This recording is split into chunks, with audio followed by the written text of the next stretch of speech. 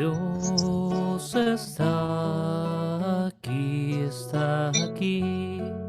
tan cierto como el aire que respiro, tan cierto como la mañana se levanta, tan cierto que cuando le hablo él me puede oír. Dios está aquí.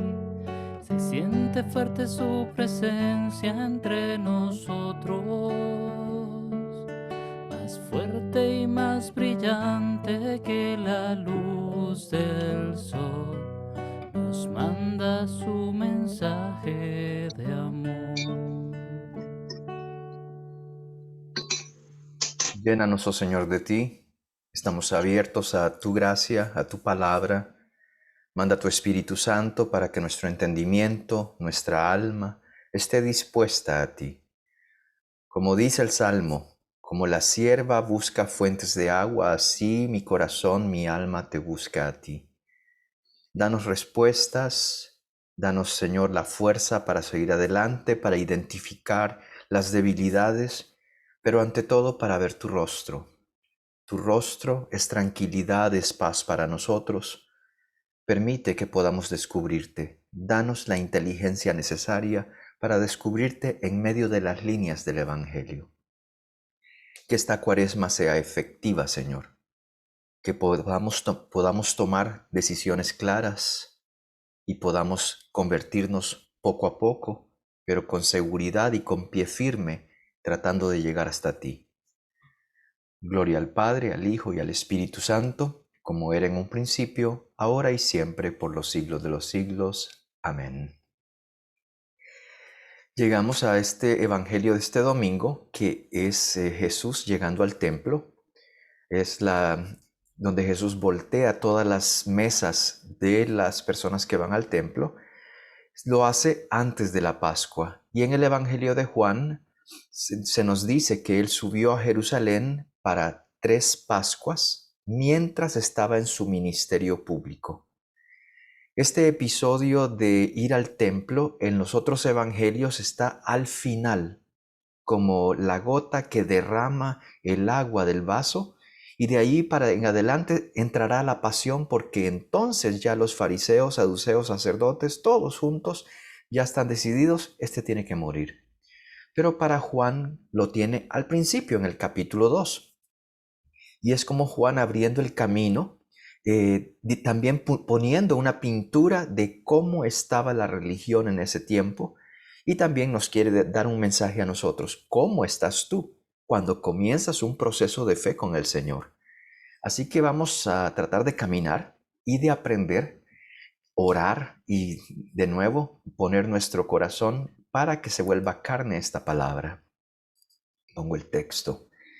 Jesús en el templo con un látigo.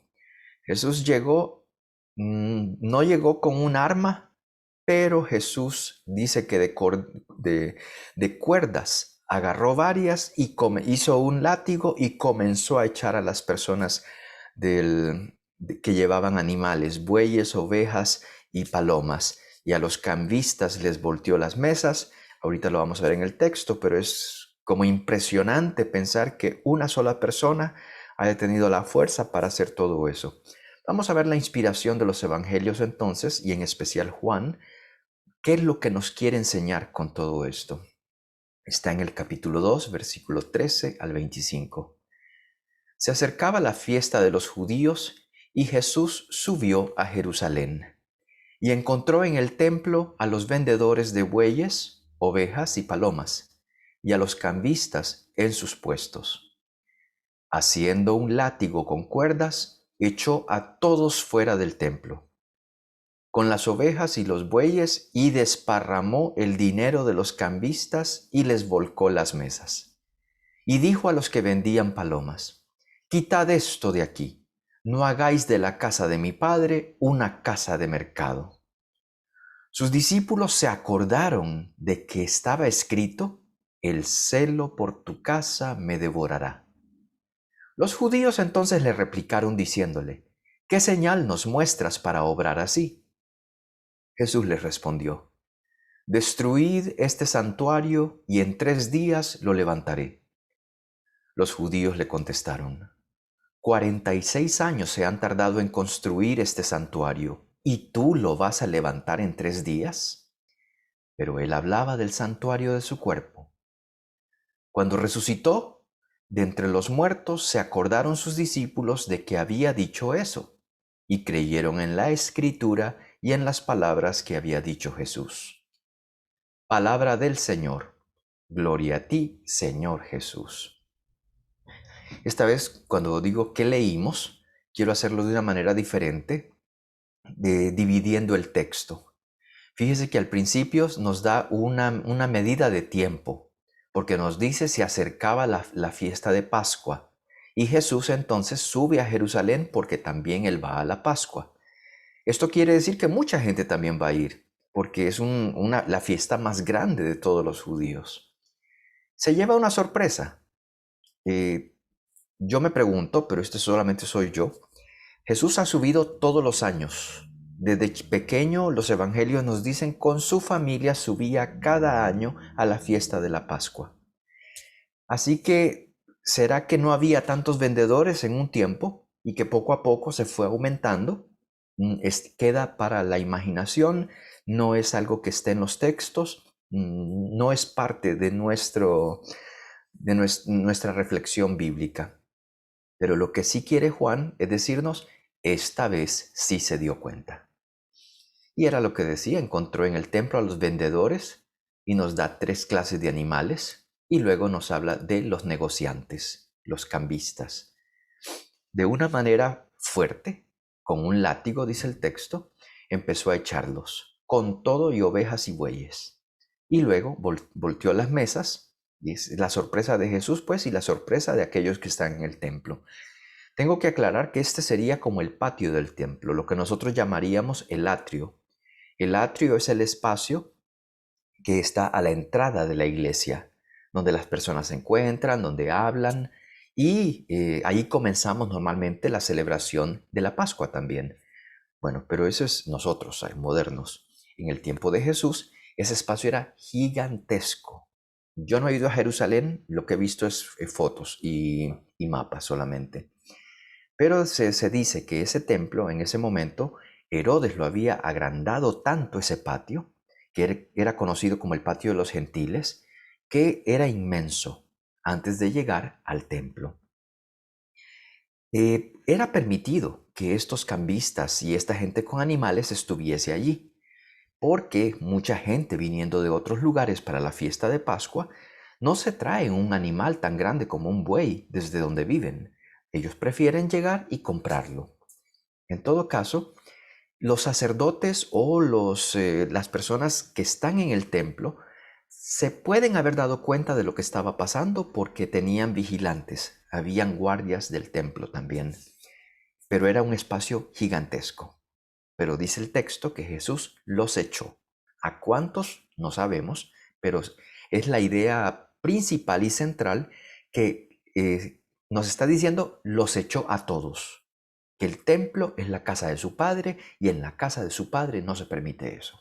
Eso es lo más importante. Bueno, continúo solamente viéndolo así. ¿Se acuerdan de la escritura? Esto es algo que no lo dice nadie.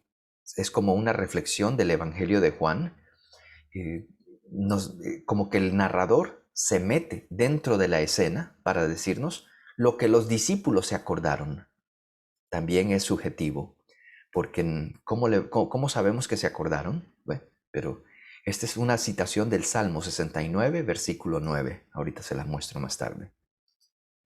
Hubo una discusión con los judíos, porque si los judíos que estaban en el atrio lo vieron, empujar a la gente y pegarle con látigo, entonces que se fueron a preguntarle. Eso es un signo profético lo que está haciendo. Y yo recuerdo que lo habíamos hablado en la entrada al templo en Mateo. Como esta es de Juan, es un poquito diferente, pero sí, si ellos ven que alguien está haciendo un gesto profético en el lugar sagrado del templo, ellos preguntan primero. ¿Y por qué haces esto? ¿Y qué signo nos puedes mostrar? Porque si es el Mesías, no quieren meterse en problemas porque ellos piensan que el Mesías no va a venir con mucho amor, con mucha misericordia. Ellos piensan que el Mesías va a venir como un hombre completo, pero un hombre que va a liberar, un hombre de guerra, que traerá paz, pero que traerá paz porque va a poner a todo el mundo en su lugar, aun si es por la fuerza. Entonces ellos quieren saber si este es el Mesías, me da duro. Pero entonces denos un signo. Sería la clave para cualquier sacerdote. El narrador aclara cuando Jesús dijo que destruyan este templo y yo lo levantaré en 3 días, que él hablaba del santuario de su cuerpo. De nuevo nos deja saber una idea que nosotros los cristianos la sabemos, pero los primeros lectores del Evangelio puede que no. Lo entendieron todo después de la resurrección y creyeron en la Escritura. Y con la Escritura no se está refiriendo al Evangelio de Juan, sino al Antiguo Testamento. Y que entonces todo lo que decía el Antiguo Testamento lo decía por Jesús. Y también creyeron en las palabras que había dicho Jesús. Ya ese es Nuevo Testamento. En el número 1, se acercaba la Pascua de los judíos y entonces lo que decía, mucha gente tiene que haber subido. Jesús en el Evangelio de Juan nos muestra 3 Pascuas, porque eso es lo que dice San Juan. La describe las 3, nos describe todas las fiestas que hay entre Pascua y Pascua. Con eso nosotros pudiésemos irnos a un calendario y decir, esta pasa en abril, esta pasa en mayo, esta pasa en junio, esta en septiembre. Podríamos ver todo el año durante 3 años seguidos. Recuerden que el Evangelio de San Lucas dice que Jesús comenzó su ministerio cuando tenía aproximadamente 30 años. Y San Juan nos dice que subió 3 años seguidos, 3 Pascuas, antes en su ministerio público. Por eso es que la gente dice que Jesús tenía 33 años cuando murió. Pero la frase de San Lucas es, tenía aproximadamente. Entonces, si yo le digo que tal persona tiene aproximadamente unos 40 años, ¿es exactamente 40? No. Puede ser antes, puede ser 40 o puede ser un poquito más. Entonces, esa parte no es importante para nosotros los cristianos, pero en un tiempo fue importante. Y ellos querían, todo el mundo, que entonces el 33 fuese la edad clave. Muy bien. El número 2, cuando encontró en el templo a los vendedores. Me interesa la frase, la casa de mi padre. Y esto tiene que haber dado un poquito de shock a los sacerdotes o a los escribas, fariseos, a los vigilantes del templo, porque entonces es la casa de tu padre. Por eso es que yo hubiésemos dicho, ¿es este el Mesías? ¿O está loco? Tenemos que encontrarlo. Entonces, para nosotros, por supuesto, este es el Cordero de Dios. En la celebración de la Pascua se sacrifica un cordero, uno solo. No se dice que se sacrifican muchos, pero hay un solo cordero en el que se dice, pues aquí, este es el Cordero de Dios. Esta ilustración es solamente para decir, una vez que Jesús pase por la cruz, Él es el verdadero Cordero.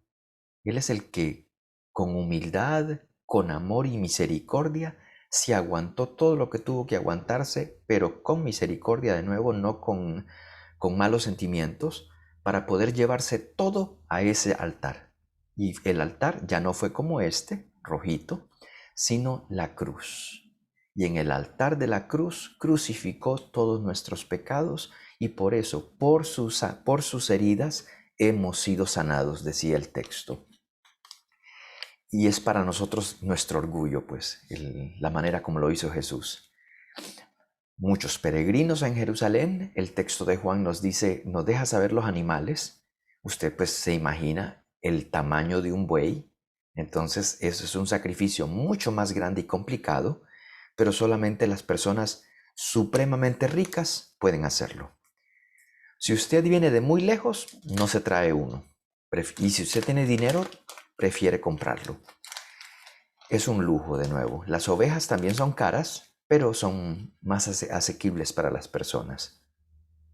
La tercera que nos nombró son las palomas. Las palomas son las ofrendas de los pobres. Pero se dice que mucha gente no las traía, y aunque eran silvestres y eran capaces de capturarlas, porque tenían que pasar por los vigilantes de sacrificio. Y ellos iban a decir normalmente que los animalitos que ellos traían no eran puros. Entonces les tocaba comprar un animal puro allí en el templo. Entonces esto era un gastar dinero para las personas, más para los pobres que venían desde lejos, tenían que pagar su comida. Lo poquito que una persona pobre de ese tiempo puede gastar, lo gastaban en esa fiesta tan grande de la Pascua. Y luego trae a los cambistas. Se los había contado ya una vez que el dinero romano no entra en el templo, se queda en el atrio con los cambistas. Solo se acepta la moneda del templo. Tiene como una palma y es lo único, la única figura que puede tener. De ahí no tiene la figura del emperador romano. Pero en la moneda del templo se compra y se paga una tasa, como un impuesto, por el cambio. Entonces todo es gasto para las personas, pues. Entonces su ofrenda no la trajo de su casa, tiene que comprar. Pero su dinero no vale aquí porque tiene que comprar el dinero del templo, pero por cambiarle el dinero le cobramos una tasa. Entonces era un negocio. El problema entonces es que el templo se ha desplazado de un interés religioso, espiritual, a un interés económico. Y por eso, en ese momento pareciera como que estaba lleno de cambistas y de personas vendiendo animales. Entonces ya no parecía el atrio del templo. En el atrio usted se prepara para entrar a la celebración. Ya no parecía mercado, que es lo que Jesús nos va a decir. Nadie, este es algo que yo digo, pues, no hay nadie que tenga la posición social en el templo y la capacidad económica para arreglar las injusticias o desórdenes que hay en el templo en este momento para ofrecer sacrificios. Según los profetas, el único que puede liberar los problemas del templo de esos males es Dios mismo. Malaquías, el último profeta que tenemos en la Biblia, cuando usted ve su Antiguo Testamento, el último libro es el de Malaquías. Y Malaquías en el capítulo 3, me perdonan que lo cite completo, pues 4 versículos. Los 2 primeros versículos. Estoy para enviar a mi mensajero. Esto usted y yo lo escuchamos cuando escuchamos a Juan el Bautista. Es la voz que clama en el desierto. Viene, voy a enviar a mi mensajero que le preparará el camino al Señor. Preparad el camino. Pues pronto, dice el texto de Malaquías, entrará en su santuario el Señor que ustedes piden, el Mesías. Entonces la profecía decía, alguien prepara el camino, el mensajero, despeja el camino para él, pues pronto entrará en su santuario, en el templo. Es ahí donde hace su entrada primaria y triunfal el Mesías. Así es que allí se va a dar cuenta usted que ya llegó él. Dice, fíjense que ya llega el mensajero de la alianza que ustedes tanto desean. ¿Han estado pidiendo un Mesías? Pues ya va a entrar en el templo. Y segundo, Él es el mensajero de la alianza que ustedes también desean, una nueva alianza. ¿Quién lo dice? Yahvé de los ejércitos. Pero ahora viene la parte más amenazante. ¿Quién podrá mantenerse en pie cuando aparezca?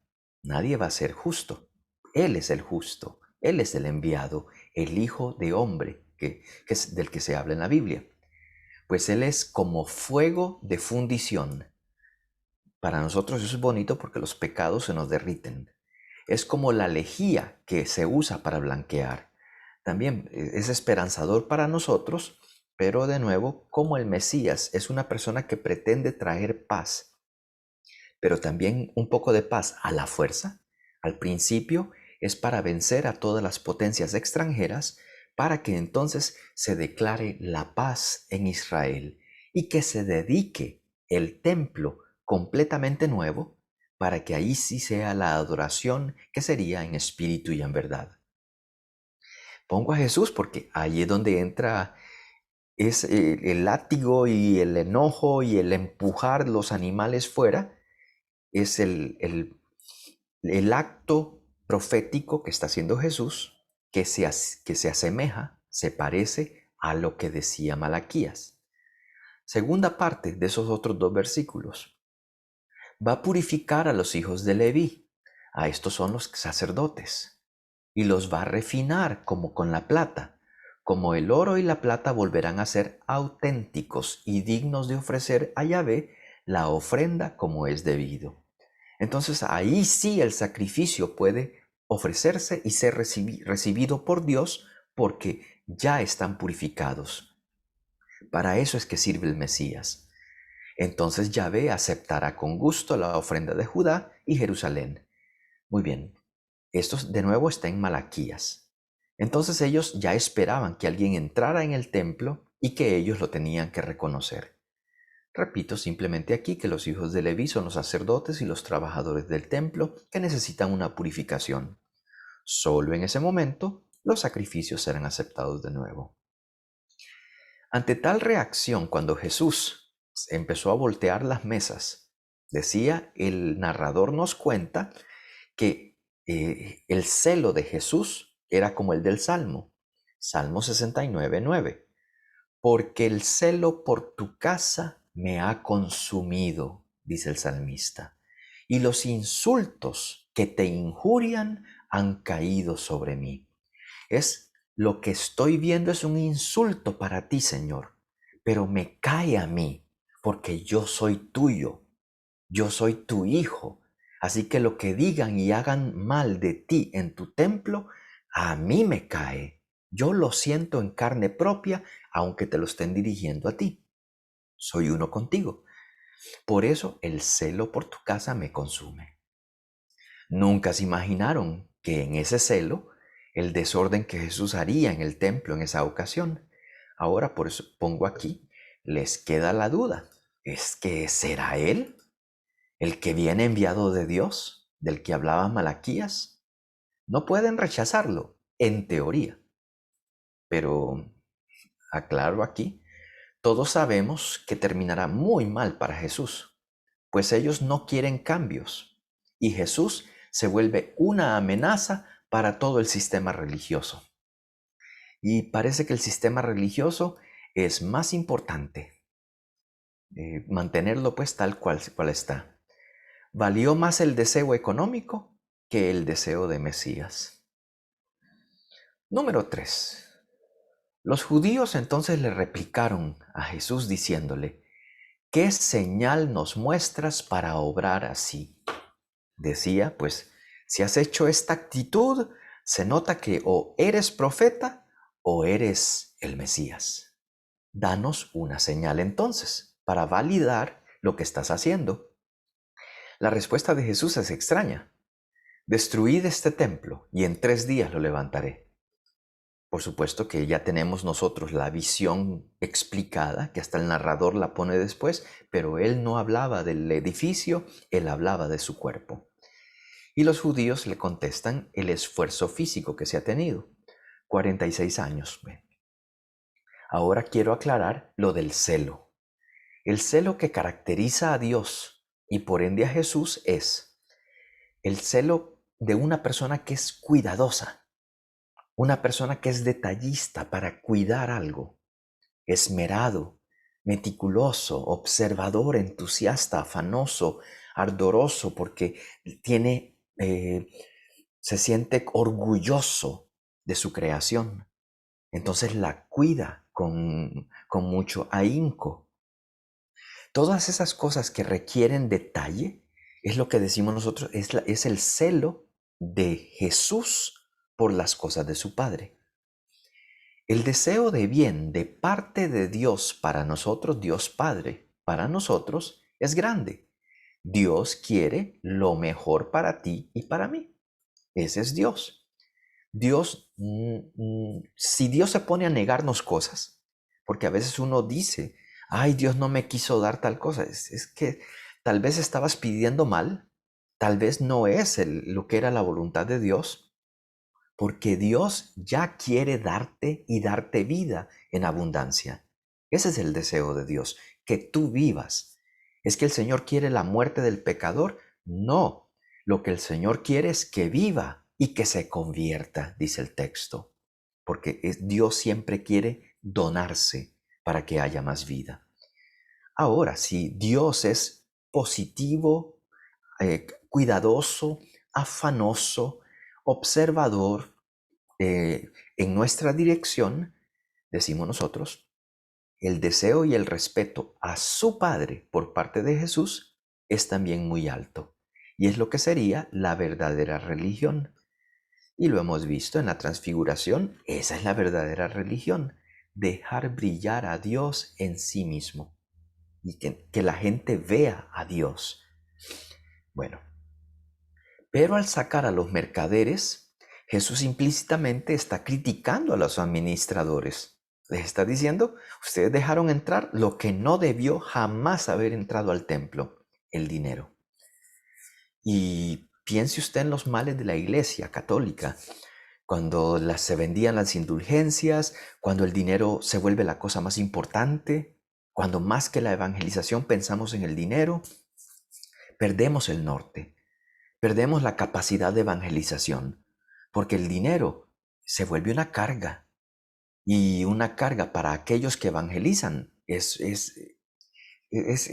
como tener un mal, y tenemos que ser muy cuidadosos en la gestión de los bienes en nuestras parroquias, nuestras diócesis, para que no se vuelva el centro, para que el centro sea la persona y el trabajo pastoral por darle dignidad a las personas, tanto a las personas que tienen medios como a las que no tienen nada. Porque lo que queremos es que en todos quede el sello de Cristo en sus corazones y que ellos puedan tener los elementos, las herramientas para poder vivir a Cristo en su vida. Yo no puedo con $10, no puedo con ninguna cantidad de dinero hacer que esa persona tenga el sello de Cristo. Eso se hace con un trabajo de misericordia, con un proceso de conversión lento y a veces largo. Como decía hace 2 domingos, es la misma cuaresma, pero usted es diferente. Pero la palabra a veces le cae bien y usted la entiende, hay otras veces que no.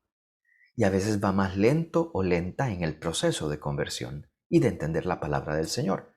Pues allí el dinero no puede hacer nada. Ahí es la gracia. Y entonces nosotros, en este caso, Jesús al sacar a los mercaderes está diciendo a los administradores, ustedes se están preocupando por lo que no es esencial. Y entonces volvieron el negocio que debió haber sido una vida y proceso espiritual.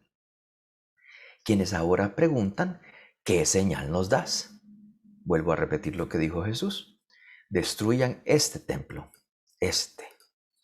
y lo levantaré en 3 días. Nosotros ya conocíamos el final de la historia, así que entendimos también, no tuvimos necesidad que el narrador nos explicara, él hablaba de su cuerpo. Esto nos da entrada a nosotros para un paso más adelante en la espiritualidad, en donde ni el dinero, ni los regalos, nada material puede darnos un avance. Y vuelvo a repetir, es importante que seamos muy sabios en la gestión de los bienes financieros para que podamos con buenos medios poder evangelizar, pero que no vayan a tomar el lugar de la gracia. Es un concepto nuevo, que Jesús, su cuerpo, es templo. No para nosotros, porque nosotros ya habíamos visto esa idea, ya hemos leído la Escritura, tenemos todo el Nuevo Testamento que nos habla lo mismo. Pero para aquellas personas que no conocen a un Dios en ellos, Emmanuel, Dios con nosotros, entonces la persona se concentra en el templo, a donde van una vez al año. Pueden reflexionar en sus pueblos de Dios, en la sinagoga, pero es una vez al año en el sacrificio de Pascua. Entonces es una relación a distancia. En Cristo, su Padre Dios engendró al humano perfecto, todo Dios y todo humano. Pero ya Jesús en su cuerpo, en su corazón, en su vida espiritual, Él tiene a Dios. Por eso la transfiguración. Jesús es capaz de dejar vivir y reinar a Dios en su cuerpo, en su vida, y hacerlo brillar. Eso es como, yo digo, es como Dios agarró el molde de lo que había hecho con Adán, todos nosotros, Adán y Eva, y ahora metió todo lo divino en ese molde que había hecho. Porque si Jesús cabía en ese molde, ya el molde queda santificado. Y entonces ya Dios cabe en todo corazón de cualquier ser humano. No importa de qué raza, de qué color sea, no importa cuán pecador sea. Si es humano, ese es el molde que Dios hizo. Dios cabe en ti. Y eso es lo lindo de la presencia de Jesús encarnado en medio de nosotros. Nos abre la puerta. Bueno, ahora la genialidad de Dios entonces es que en Cristo nosotros ya se da un paso adelante. Qué bonito para Jesús. ¿Y el resto de nosotros qué? Pues ya la genialidad es que si Dios si Dios metió a Jesús en un cuerpo, eso quiere decir que nosotros también podemos darle lugar a Dios, porque somos también templos donde habita Dios. Y la Escritura nos lo dice. Primera de Corintios 3, 16 y 17. ¿No sabéis que sois templo de Dios y que el Espíritu de Dios habita en vosotros? Vosotros sois ese santuario. Esa es una reflexión de San Pablo para los corintios. Y es cierto, es que ya en la medida de Cristo se nos abrió la posibilidad de que yo también puedo dejar a Dios vivir en mí. No tengo que ir a ofrecer un sacrificio, no tengo que ir ni a Jerusalén ni a Samaria, ni al pozo de Jacob. Ya yo sé que aún en mi cuarto, a solas, yo oro y el Padre que ve en lo secreto, Él estará conmigo. Entonces es el Emmanuel completo para todos nosotros. Es un regalo. Y pongo, pero se necesita, esto es imperioso, que usted y yo sepamos, sí, esto es muy bonito lo que el Padre dice, pero se necesita celo en realidad, parecido al de Cristo, para que sí suceda. Porque si no, se nos queda en una bonita historia, en una bonita frase que el Padre dijo en una misa o que se dice en una predicación y uno queda preguntándose, ¿y a mí cómo me puede pasar eso? Bueno, pero entonces comienzo a hacer preguntas ya aquí, pues. El texto es facilito, pero comienzo a hacer preguntas. ¿A cuántos mercaderes te falta a ti echar de tu templo? Piensa en eso. Tú eres templo del Espíritu Santo. Tú eres templo donde habita Dios. Y entonces, ¿has dejado meter mercaderes en tu vida? ¿O con cuánta ingenuidad o complicidad le abro las puertas a mercaderes y hábiles vendedores que no nos venden ovejas, bueyes o palomas, pero que nos presentan el placer, sensualidades, poder, dominio abusivo sobre los demás, todo para mí, y no importa cómo lo obtenga, que trabajen los demás, que se desgasten, que yo no me canso, que ellos me lo produzcan. El querer tener abundancia de dinero y bienes materiales, y esto vuelvo a repetir otra vez, el dinero es necesario porque necesitamos pagar la electricidad y la calefacción y el aire acondicionado, pero que no vaya a ser el dinero tu Dios, que no vaya a ser el mercader que se metió a tu corazón y vale más que tu familia, vale más que la vida. O tal vez la tristeza, la cólera, la culpabilidad en lugar de tomar un proceso de conversión, una culpabilidad también que no nos deja avanzar espiritualmente y que necesitamos romper con cosas del pasado para decirle al Señor, No voy a vivir en el pasado, yo vivo en el futuro contigo, en el hoy tras hoy, pero que va siendo una vida nueva. En lugar de tener mercaderes en tu vida, sería bueno seguir el consejo de la carta a los Efesios. Que el Señor habite en ustedes, dice Efesios 3:17. Eso lo repite San Pablo muchísimas veces, pero es lo que decimos nosotros en la misa. Nos saludamos, leemos el Evangelio y nos despedimos diciendo que el Señor esté con ustedes. Y decimos, y con tu espíritu también, Padre, para que sean los dos, tanto la congregación como el que preside la ceremonia de la Eucaristía. Pero eso es lo que quiere la Iglesia también. Y es por lo que la Iglesia quiere luchar, que usted y yo entonces formemos a Cristo y que habite en nosotros. Templo, templo, templo es la clave. Aquí vengo ya otra vez con otras preguntas, pero ya como tratando de retar la reflexión. ¿Te haces de la vista gorda con esos mercaderes que tienes en tu corazón?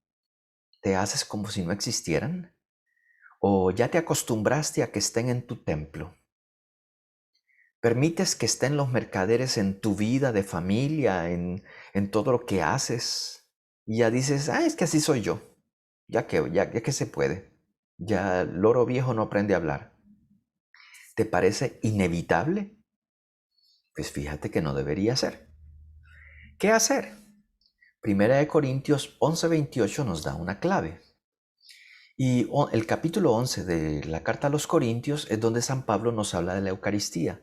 Lo que yo recibí, y empieza a contarnos cómo se celebra la Eucaristía, que Jesús tomando el pan, lo bendijo, lo partió, lo entregó y dijo, este es mi cuerpo, no sé cuánto. Sí sé cuánto, pero quién no quiero recitarlo todo. Pero nos cuenta cómo se celebraba una Eucaristía y luego le empieza a dar duro a los corintios. Les dice, es que muchos de ustedes vienen a la celebración eucarística, pero no vienen a encontrarse con Dios. No están comiendo un pan de salvación, sino su propia condenación, dice San Pablo. Y usted dice, ¿cómo es eso? Pues lo que pasaba es que muchos de ellos con muchos medios llegaban temprano y llegaban con mucha comida. Se la comían ellos y se emborrachaban. Y San Pablo decía, esa no es Eucaristía, esa no es acción de gracia. De nuevo, no están comiendo el cuerpo del Señor, están comiéndose y tragándose su propia condenación porque están en sus vicios. Esto no es un deseo de compartir y de partirse como pan espiritual a los demás, esto es por llenarse el estómago. Así que les pide en el versículo 28 del capítulo 11, examínense. Cuando vayan a la celebración, examínense cuáles son las motivaciones que los están moviendo, para que así cada cual coma con ese examen, coma el pan y beba la copa. ¿Qué nos dicen en la Eucaristía apenas comenzamos después de que nos hacemos la señal de la cruz? Para prepararnos para estos misterios, reconozcamos nuestros pecados. Examínese para conocer la intención. Y así usted puede encontrar, si se examina, dónde están los mercaderes. Y San Pablo dice en el versículo 31 del mismo capítulo 11, si nos juzgásemos a nosotros mismos, este es un ejercicio que hay que hacerlo, es la misma palabra, pero solamente traducida de dos formas diferentes.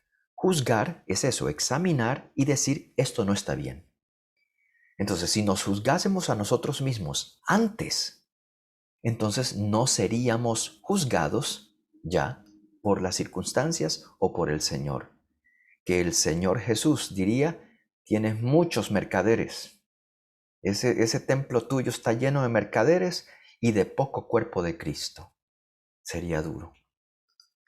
Entonces, lo que hasta ahora hemos mencionado como mercaderes son las malas hierbas que ahogan la buena semilla.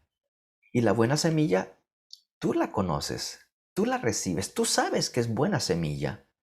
Así que hay que darle el nutrimento, la nutrición a esa buena semilla, pero para eso hay que sacar mercaderes de nuestra vida espiritual. ¿Qué pueden ser? hágase la lista, examínese, que si se examina bien, entonces no va a ser juzgado por Dios, sino que usted mismo va a poder avanzar, corregir, detener ciertas circunstancias para darle el lugar a Dios. San Pablo dice, por eso no tienen frutos. Y entonces tenemos que tener que ser más cuidadosos. Bueno, ese es ya casi el final. Solamente pongo un cómic. Jesús diciéndote, hey, vi que echaste a los mercaderes de tu templo. Felicitaciones.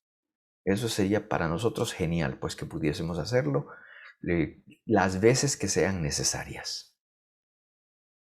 Y si no, pues recuerde, no se dé por vencido. No se dé por vencido.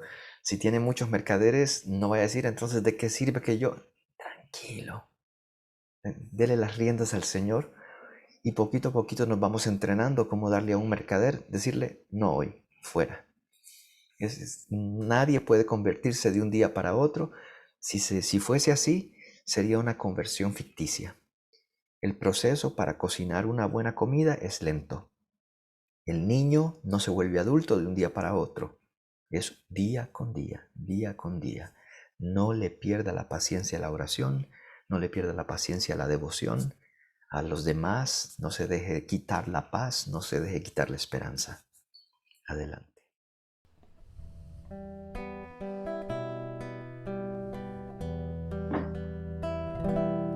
Examíname,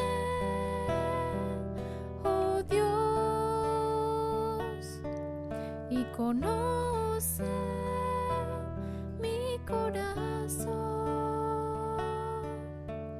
Pruébame y conoce mis pensamientos.